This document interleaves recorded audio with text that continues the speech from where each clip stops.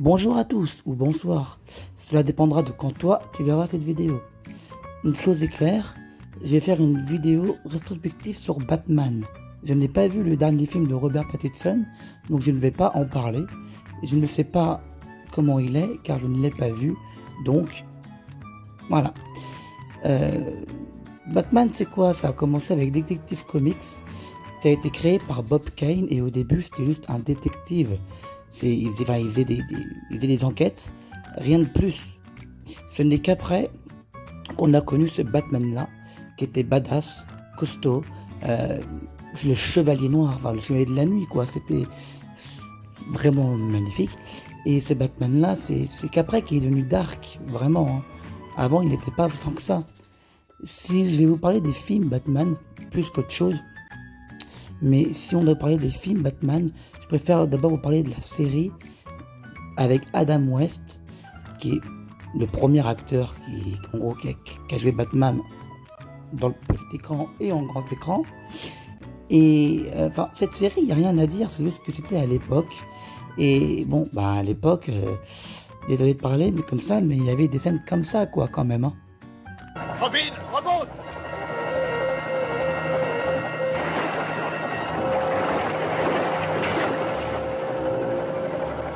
Oh, quelle sardine! Genre, Robin, ferme ta gueule. Enfin, je veux dire, vraiment, ta gueule. Arrête de parler, quoi.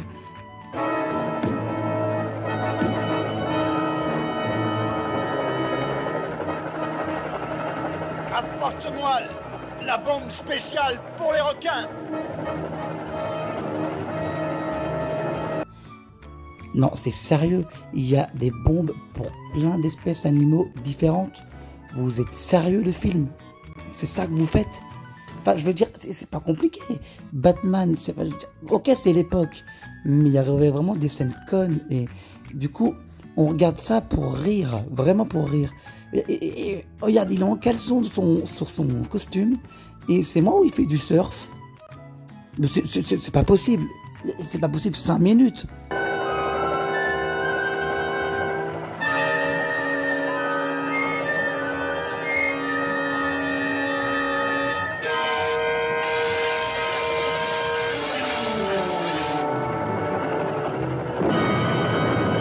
Non, non, non, non, non. Je suis désolé, non, c'est pas possible. C'est quoi ça? Pourquoi il a explosé comme ça, le requin? Il l'a même pas touché, quoi. Et, bien sûr, on va parler de George Romero, qui fait le rôle du Joker, qui avait voulu garder sa moustache et qui se voit affreusement dans le rôle. Mais Batman, c'est aussi le film de 89, qui a vraiment, qui a vraiment changé de point de vue, d'horizon, grâce à un seul homme, Tim Burton. Tim Burton a réinventé Batman, selon moi, dans le sens où, pour moi, c'est comme un papa de Batman, c'est que il a créé ce Batman. Voilà, c'est le Batman avec Michael Keaton. Le film, je suis désolé, c'est à ce jour, c'est un des meilleurs films de super-héros. Je vous le dis, c'est un des meilleurs films de super-héros qu'on a vu. Jack Nicholson est juste excellent dans ce rôle, et ce Batman-là, pour moi, c'est le plus iconique. Voilà, on va pas se mentir, c'est iconique, c'est le Batman. Ce Batman-là est vraiment, ok, il y a des scènes, on en reparlera, ça a vieilli, ok. Mais Michael Keaton contre Nicholson, on ne peut pas dire que ce film est nul. C'est juste que ce film-là, pour moi, c'est le premier film Batman que j'ai vu. Et c'était pour moi, désolé de parler comme ça, mais le film à part entière. À l'époque, il n'y avait pas mieux que ça. D'ailleurs, à noter que Jack Nicholson, à l'époque, a eu le meilleur rôle du cinéma. C'était le rôle le plus cher du cinéma à l'époque. Et Tim Burton, grâce à Tim Burton, en 92, on a eu ce dessin animé-là, car au succès du film, on a créé ce dessin animé-là. Et en 92 encore, il y a eu Batman le défi. Ce qu'il faut savoir, c'est que comme pour le Joker, Tim Burton, reste fidèle à ses méchants. C'est-à-dire qu'en gros, il traite plus ses méchants que Batman. C'est pour ça que Danny DeVito, Michelle Pfeiffer, Michelle Pfeiffer, donc c'est Nina Kyle, Danny DeVito le pingouin, là Christopher Walken qui joue le rôle de Maximilien, sont des méchants à part entière, et on les voit un peu plus comme Jack Nicholson, on le voyait plus que Batman, car Tim Burton, encore une fois, aime centrer l'histoire sur les méchants. Car Tim Burton est un peu comme moi pour ça, c'est moi je répète de le dire, une bonne histoire mérite d'être racontée avec de bons méchants. Si le héros n'a pas de méchant, le héros ne peut pas évoluer. C'est grâce aux méchants que le héros existe. Donc je comprends pourquoi Tim Burton, quand il fait des films, en tout cas dans les Batman, je comprends que Tim Burton met en avant les méchants et met un peu de côté le héros, même si le film s'appelle Batman, on va pas se le cacher, mais Batman le défi pour moi, hein, encore une fois, c'est triste, parce que pour moi c'est un des meilleurs Batman, si ce n'est le meilleur Batman que je n'ai vu. Pour moi c'est un Batman qui est sombre et qui arrive à nous faire, à nous transporter dans un monde où le premier justement nous emmenait pas. Et c'est vraiment pour moi le Batman le défi, attention je le dis, hein. Mais Batman le défi est le Batman le plus gothique que j'ai vu de ma vie. D'ailleurs il y avait un truc, c'est que Danny DeVito voulait égaler Jack Nicholson dans ces films là pour avoir le rôle le plus cher du cinéma, comme Jack Nicholson avait eu avec le Joker. Mais finalement, ça ne s'est pas fait. Et il n'a pas eu cet honneur-là. C'est resté Jack Nicholson pendant un petit moment. Et mais sa prestation était tellement magnifique. Et encore une fois, Michelle Pfeiffer en Catwoman. Michelle Pfeiffer.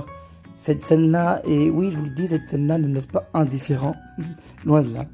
Et cette scène-là, non plus.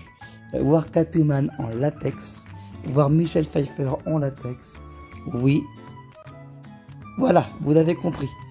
À noter que Michelle Pfeiffer est pour moi la plus belle femme du monde, point.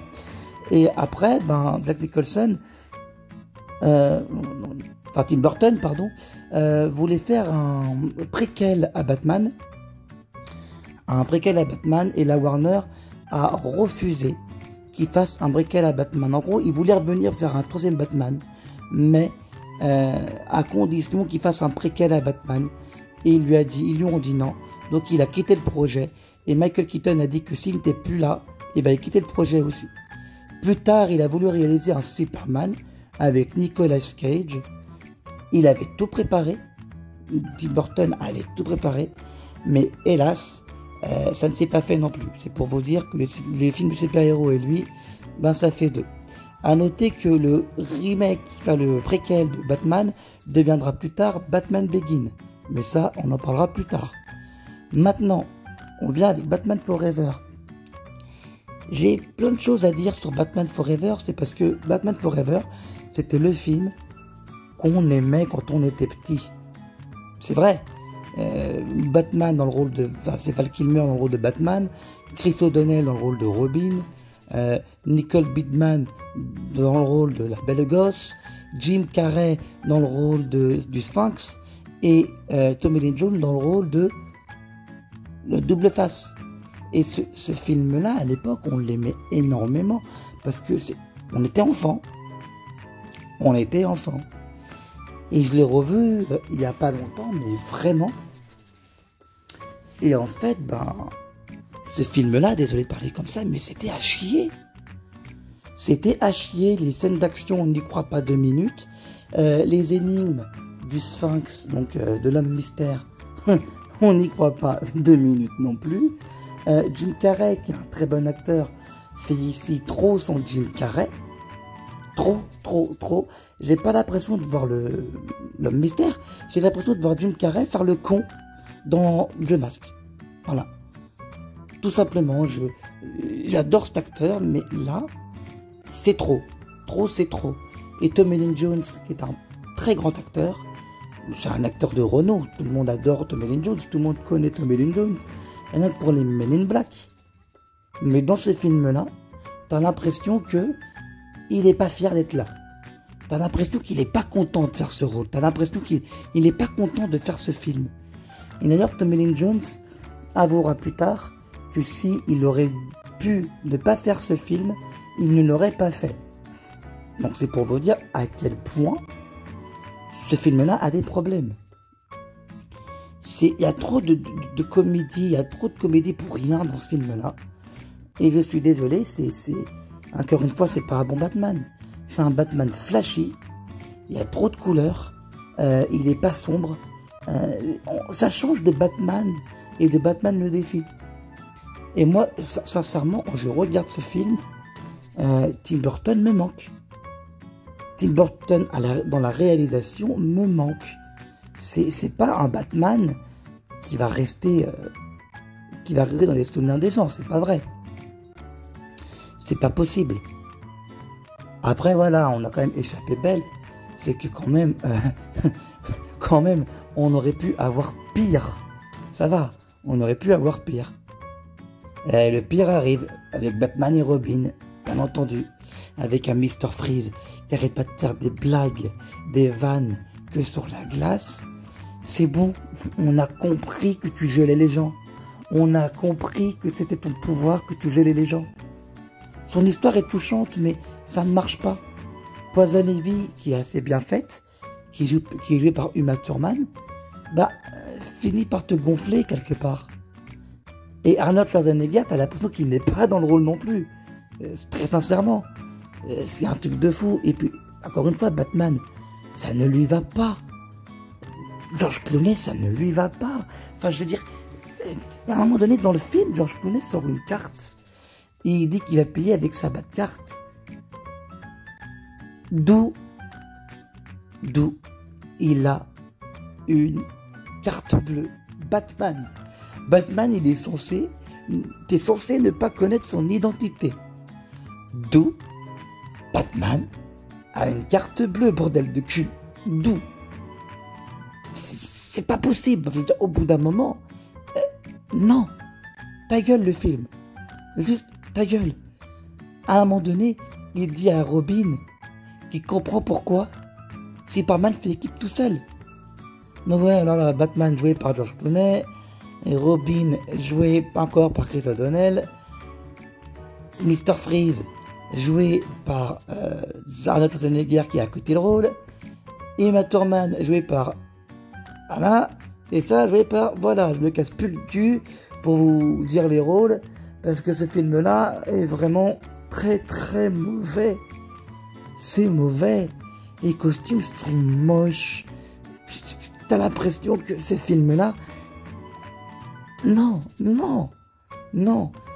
Je suis désolé, je vais pas parler comme ça, mais vous avez violé Batman. Vous avez violé Batman.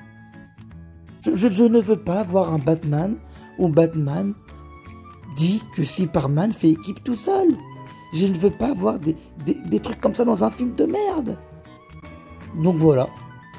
La première partie de la rétrospective touche à sa fin. Désolé, j'ai bugué sur rétrospective. À suivre pour la deuxième partie. Et abonnez-vous.